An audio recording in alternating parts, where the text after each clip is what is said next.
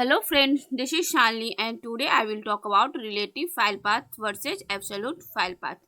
तो गाइज इस वीडियो में हम रिलेटिव फाइल पाथ और एब्सोल्यूट फाइल पाथ के बारे में जानेंगे कि क्या होता है।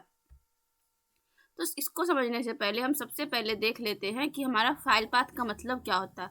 तो जैसा कि आप स्क्रीन पे देख रहे हैं, फाइल पाथ का मतलब होता है लोकेशन ऑफ अ फाइल। मतलब नाम से ही क्लियर हो रहा है, file path that means file का लोकेशन।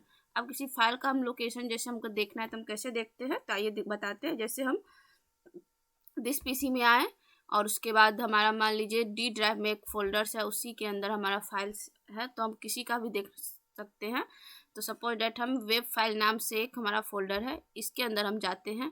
अब इस HTML फोल्डर्स के अंदर जाते हैं, फिर यहाँ हमारा फाइल्स एंड फोल्डर्स है, इसके अंदर हम गए। अब सपोज डेट हम इस इमेज फाइल का प्रॉपर्टी देखना है, तो हम कैसे करेंगे।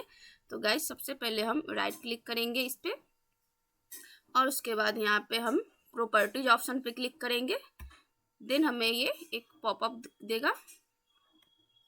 उसके बाद यहाँ पे जो हमें दिख रहा है लोकेशन, यहाँ पे ये हमारा क्या हुआ, फाइल का पाथ हुआ कि हमारा lg.png हमारा कहाँ पे है। ओके गाइज, तो हम फाइल पाथ समझ गए।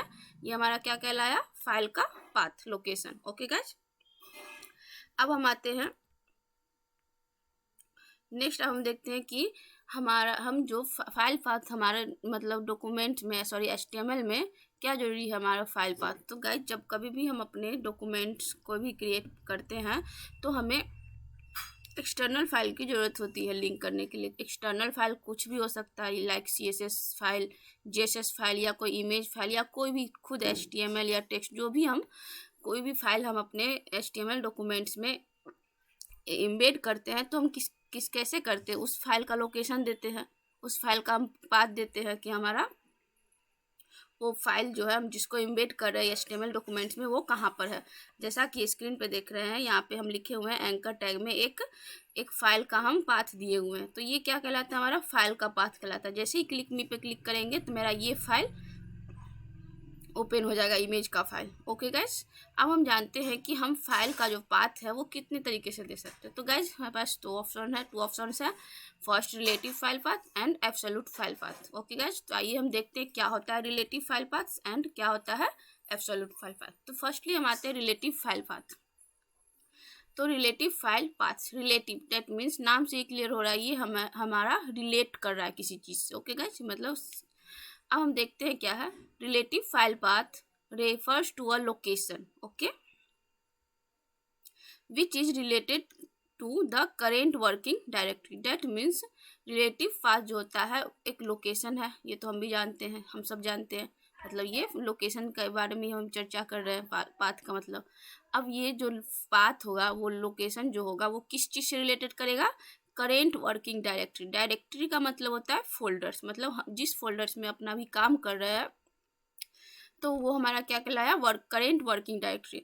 तो हम उस डायरेक्टरी से, उस फोल्डर से रिलेट करके हम पाथ देते हैं। कोई भी एक्सटर्नल फाइल जब हम अपने डॉक्यूमेंट्स में इम्बेड करते हैं तो हम इस करेंट वर्किंग डायरेक्टरी से रिलेट करके उसका पाथ हम लिखते हैं। जैसा कि यहाँ एग्जाम्पल से आपको दिख रहा है, तो ये कुछ रिलेटिव पाथ्स के एग्जाम्पल्स है।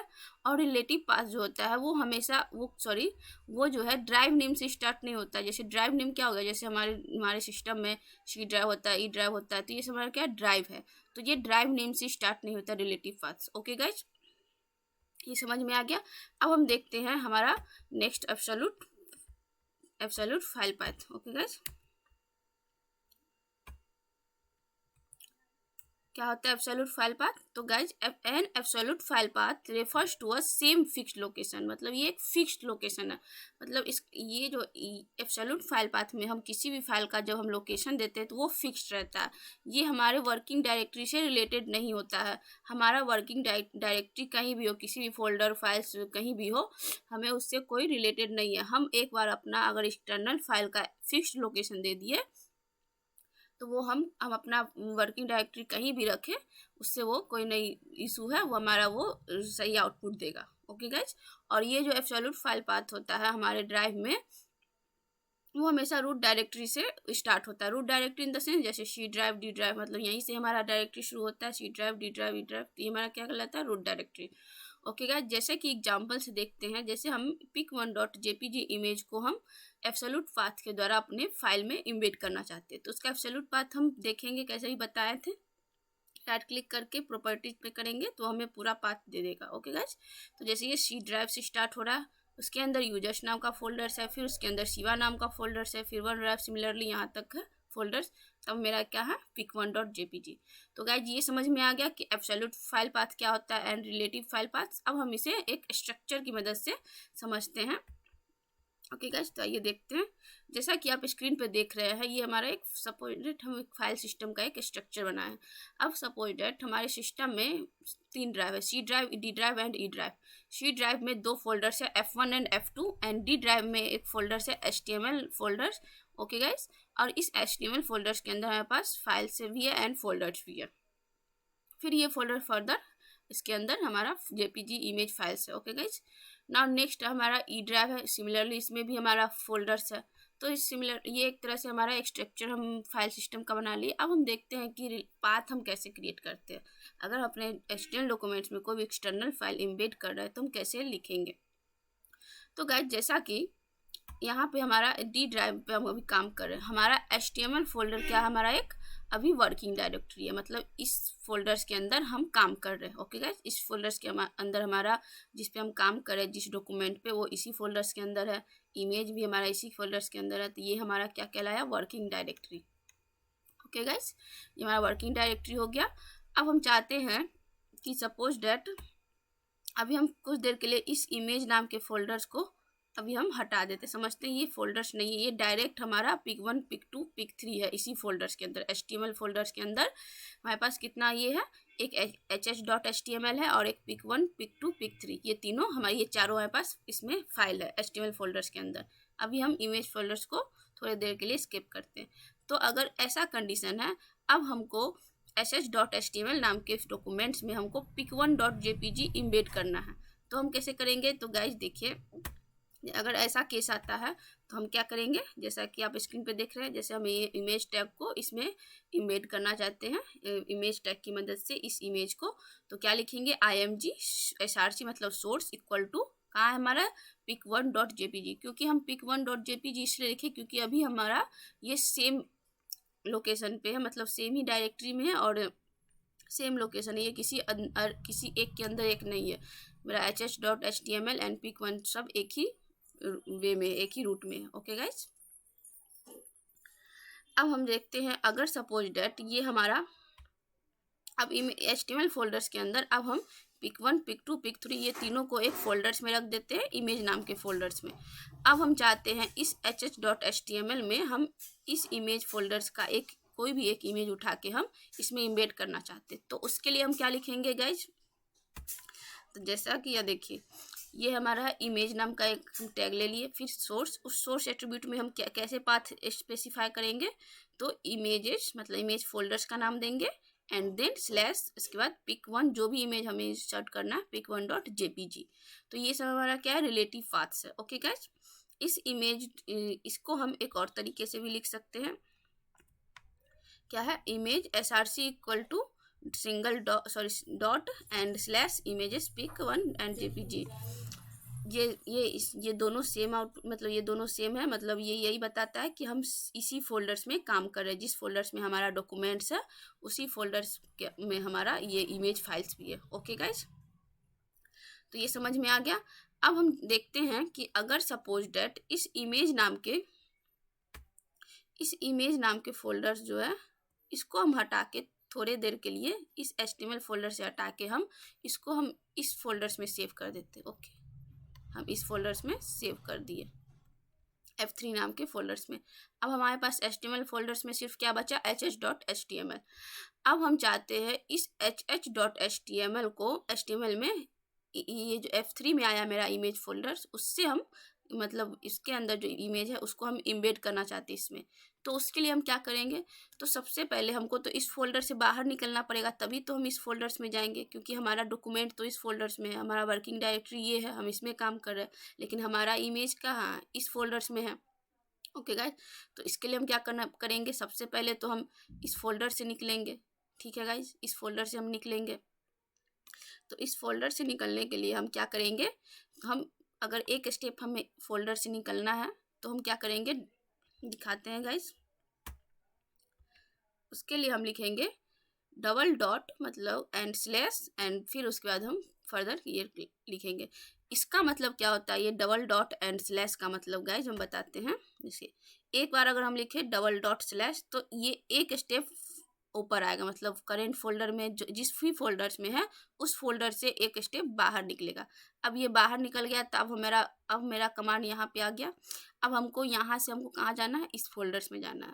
तो इस फोल्डर्स में जाने के लिए हम क्या लिखेंगे, F3। ओके गाइज, F3 लिख दिए। उसके बाद हम F3 में हमारा किसके अंदर जाना है, अब इस फोल्डर्स में हम आ गए। अब इस फोल्डर्स में हमारा कौन सा है, इमेजेस नाम का फोल्डर है, तो हम इमेज नाम के फोल्डर्स में चले गए। फिर उसके अंदर हम कोई भी इमेज इंसर्ट करना चाहते तो इमेज का नाम देंगे। तो ये हमारा क्या हो गया, इमेज हमारा इंसर्ट हो जाएगा हमारे hs.html डॉक्यूमेंट। तो ये सब हमारा क्या है, रिलेटिव पाथ्स, मतलब हम इससे अपने वर्किंग डायरेक्टरी से रिलेट करके हम दे रहे हैं। ठीक है गाइज, हम एक बार, अब ये हमारा फिक्स लोकेशन नहीं है। अगर सपोज दैट हम इसको ss.html को हटा के कहीं और रख दे तो फिर ये हमारा जो पाथ दिए हैं ये काम नहीं करेगा, हमें एरर जनरेट करेगा। ओके गाइज, तो रिलेटेड का मतलब यही होता है कि हम वर्किंग डायरेक्टरी से रिलेट करके अपना पाथ बनाते हैं कि हमारा पाथ कहाँ पे। ओके गाइज, अगर गाइज यहाँ पे तो हमें एक स्टेप बाहर जाना पड़ा तो हम एक बार डॉट डॉट और स्लैश लिखे। अगर फिर इस फोल्डर से हमको फिर एक स्टेप ऊपर जाना पड़ता, बाहर निकलना पड़ता, तो फिर हम एक बार डॉट डॉट स्लैश देते, फिर हम अपना आगे जिस फोल्डर्स में जाना है तो जाएंगे।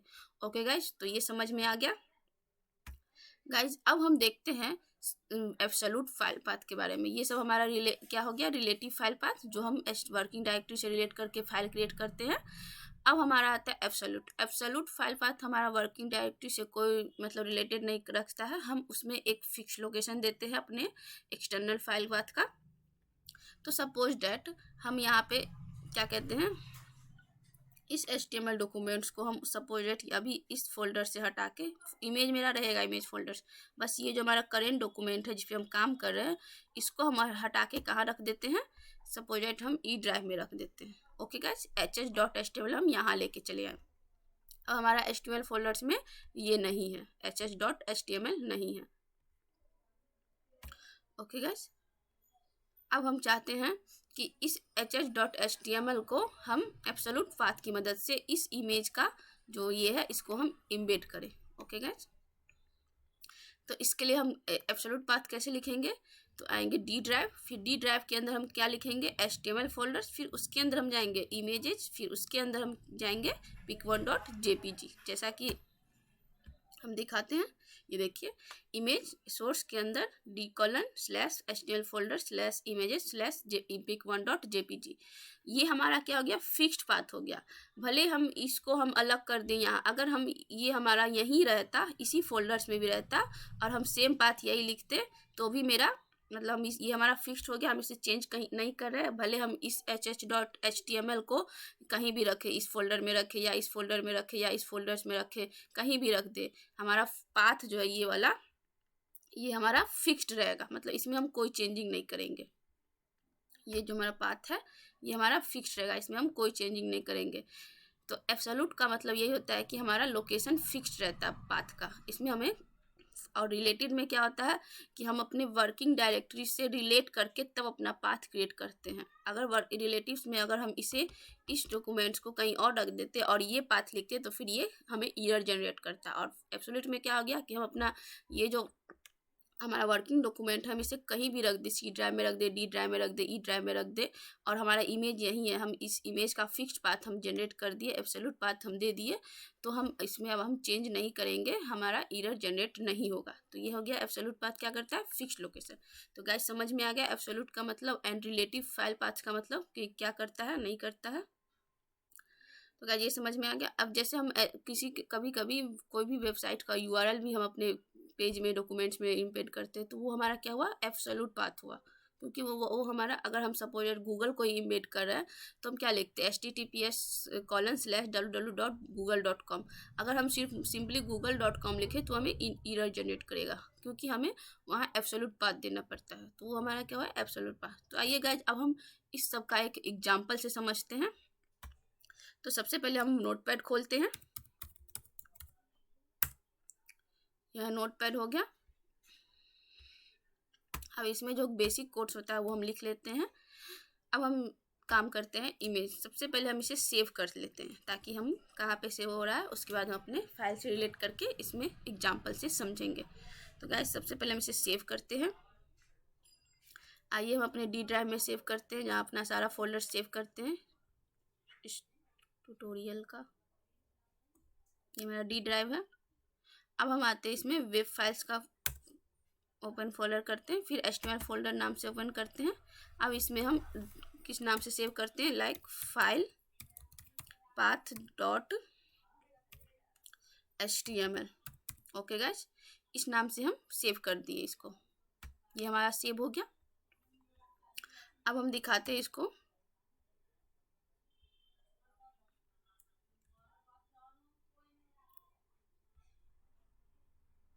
सेकेंड गाइस, हमारा ये है फाइल का लोकेशन। ये गाइस, ये हमारा HTML फोल्डर्स हो गया, ये हमारा फाइल हो गया। ओके गाइस, अब देखिए यहाँ पे हमारा क्या है, HTML फोल्डर्स के अंदर हमारा इमेज भी है, एंड इसे हम सेव कर दिए फाइल पाथ। ये हमारा फाइल पाथ है, ये देखिए फाइल पाथ डॉट HTML। अब इस सपोर्टेड अभी हम इस इमेज को सेम लोकेशन में रखते हैं, किसी फोल्डर्स में नहीं रखते हैं। ओके, यहाँ से हम कॉपी कर लेते हैं, Ctrl+C से कॉपी। अब हम इसे यहीं पेस्ट कर देते हैं। तो ये देखिए lg.png, मतलब मेरा सब सेम लोकेशन में है, फाइल पाथ भी और lg.png। अब हमें इसे इम्बेड करना है अपने डॉक्यूमेंट्स में। तो कैसे करेंगे, लाइक हम इमेज टैग का यूज करते हैं। तो हम लिखेंगे इमेज, उसके बाद src लिखेंगे, इक्वल टू क्या लिख देंगे, सिंपली हम लिख देंगे lg.png। ओके गाइस, ये हो गया हमारा। इसे हम सेव करते हैं। अब इसे हम सेव करके अब इसे हम रन करवाते हैं। इस पर हम डबल क्लिक करेंगे, हमारा ये रहा फाइल पाथ, इस पर हम डबल क्लिक करेंगे।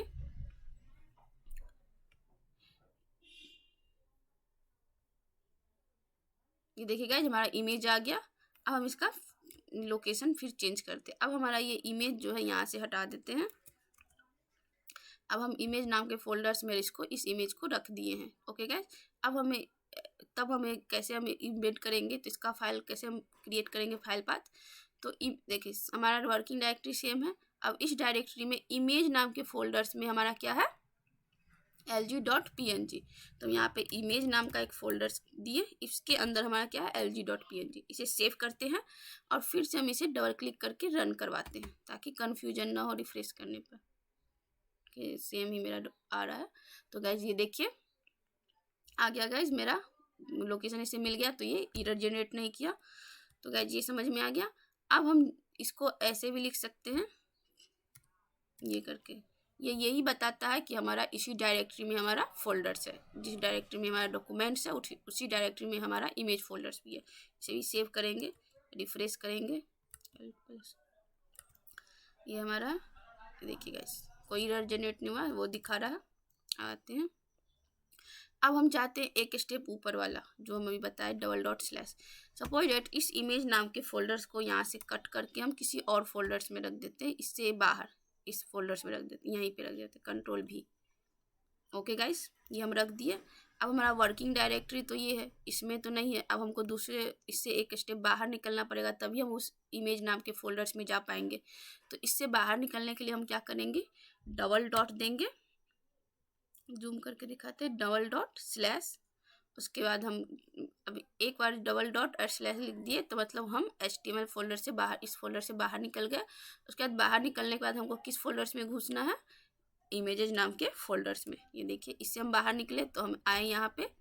अब हमको यहाँ से किस में जाना है, इमेज नाम के फोल्डर्स में। तो हम इमेजेस दे दिए, फिर इमेज नाम के फोल्डर से बाद हमको कहाँ जाना है, इस फाइल का नाम देना है। तो ये हो गया। इसे हम सेव करते हैं, सेव कर दिए। अब हम आते हैं यहाँ से, इसे रन करवाते हैं। HTML फोल्डर्स में गए, इसे डबल क्लिक करके हम रन करवाएंगे। ओके, तो गाइस देखिए हमारा आउटपुट सही दे रहा है, समझ में आ गया। अब हम सपोज एक स्टेप और बैक जाते हैं, जैसे यहाँ से हम इस फोल्डर से भी यहाँ से हटा के Ctrl+X, ताकि अच्छे से समझ में आए। अब इसे हम यहाँ कर देते हैं, Ctrl+V यहाँ पे। ओके गाइज, इमेज नाम का फोल्डर दे दिए। अब हमें क्या करना है, सॉरी, जैसे हमारा वेब फाइल्स ये है, हमारा फोल्डर्स कहाँ है, इस फोल्डर्स के अंदर है, ये हमारा फाइल पाथ है। तो इससे निकलने के लिए हम एक बार लिखे // तो हम यहाँ आ गए,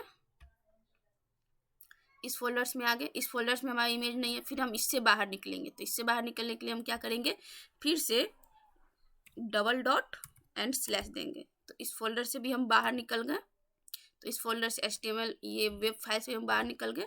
अब यहाँ आ गए, अब इस फोल्डर से हम आ गए। अब इस फोल्डर्स में हमको कहाँ जाना है, इमेजेस नाम का एक फोल्डर्स है, ये देखिए, इस फोल्डर्स के अंदर आए, फिर इसको हम खोलें, LG.png, ये हो गया हमारा। अब इसे हम सेव करते हैं, सेव कर दिए, फिर से हम इसे अब इसे रन करवाते हैं। हमारा ये रहा फाइल